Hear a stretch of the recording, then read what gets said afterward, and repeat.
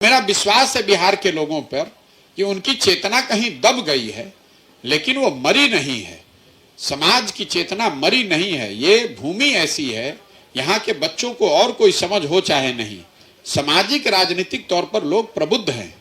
ये जरूर बात है कि विकल्प के अभाव में एक लंबे समय से जाति और धर्म की राजनीति, धन बल बाहुबल की राजनीति से कहीं ना कहीं उनकी चेतना दब गई है। लेकिन इस बात को हम लोग को नहीं भूलना चाहिए कि ये वो धरती है जहां से 1500 साल तक देश की राजनीति चली है। इस मिट्टी में वो ताकत है, यहाँ के बच्चों में वो ताकत है।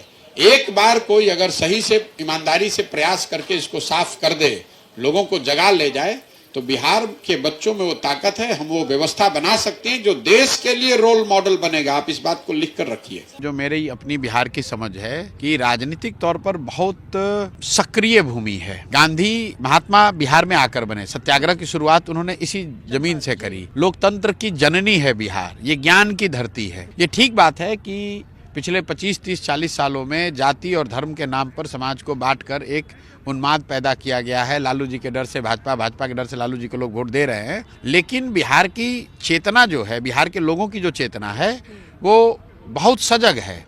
उस पर धूल पड़ गया है, उसको पुनर्जागृत करने की जरूरत है। अब सवाल है कि उसको फिर से पुनर्जागृत, पुनर्जीवित कैसे किया जाए, तो वो जिम्मेवारी युवाओं की है। और इसलिए इस आश्रम का एक महत्वपूर्ण उद्देश्य ये है कि कम से कम 1 लाख बच्चों को इस आश्रम में 20 तारीख से, आज अभी हम लोग 17 तारीख है, 20 तारीख से यहाँ पर हर दिन 4000, 5000 युवाओं को हम लोग प्रशिक्षित करें। आपने कहा प्रशिक्षण का मतलब क्या? प्रशिक्षण का मतलब वो 3 दिन आश्रम के इस कल्चर में रहे। वो जो रहने का आश्रम का एक तरीका है, जो गांधी की बताई हुई बातें हैं, सत्याग्रह की जो ताकत है, तो कैसे इन राजनीतिक सामाजिक हथियार का इस्तेमाल करके समाज में आप प्रभाव